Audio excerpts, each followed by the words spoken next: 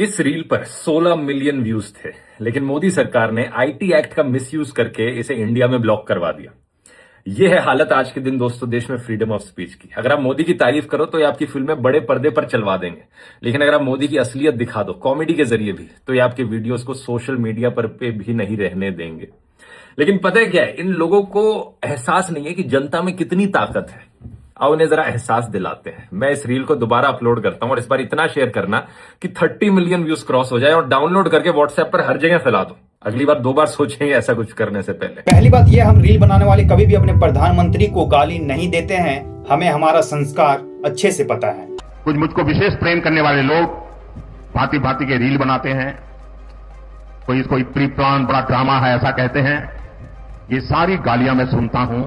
हाँ, ड्रामे वाली जो बात है वो कहीं ना कहीं सही है, क्योंकि आपसे बड़ा ड्रामेबाज कोई हो ही नहीं सकता है पूरे देश में। आप लोग वीडियो को लास्ट तक जरूर देखना, आप लोगों को भी समझ आ जाएगा कहीं ना कहीं मैं सही बोल रहा हूँ और क्या क्या ड्रामेबाजी है मैं इसे भी बताता हूँ आप लोगों को। जब आप प्रधानमंत्री नहीं बने तब आपको इंडिया का रुपया बहुत ही पतला लगता था। उस टाइम पे 1 रुपया डॉलर के 60-61 के बराबर था। नहीं गिरता है, बांग्लादेश की करेंसी नहीं गिरती है, पाकिस्तान की करेंसी नहीं गिरती, श्रीलंका की करेंसी नहीं गिरती। क्या कारण है? हिंदुस्तान का रुपया पतला होता जा रहा है। आज इंडिया का 1 रुपया 90 के पार हो चुका है, पर आप इसके बारे में बात भी नहीं करना चाहते हैं। तो आपसे बड़ा ड्रामेबाज कौन ही हो सकता है। आप ड्रामेबाज यहाँ भी हैं जब आप नारा देते हैं बेटी बचाओ बेटी पढ़ाओ का, पर जब मणिपुर में वो चीजें होती है, जब महिलाओं को नंगा करके रास्ते पे घुमाया जाता है, उनके साथ अत्याचार होता है, उनके साथ अन्याय होता है, तब आप चुप बैठे रहते हैं। आप ड्रामेबाज वहाँ भी कहलाते हैं जहाँ पे आप गाय का पूजा करते हैं, पर वहीं आप ओमान से हलाल का सर्टिफिकेट लाते हैं बीफ एक्सपोर्ट करने के लिए। आपका ड्रामा तो मुझे 2022 में ही पता चल गया था, जब आपकी माँ का निधन हुआ था और आपने सर तक नहीं मुंडवाया था। जबकि सर मुंडवाना हिंदू धर्म में बहुत ही पवित्र माना जाता है, जिसे बोला जाता है पितृकर्म, जिसमें सर मुंडवाने से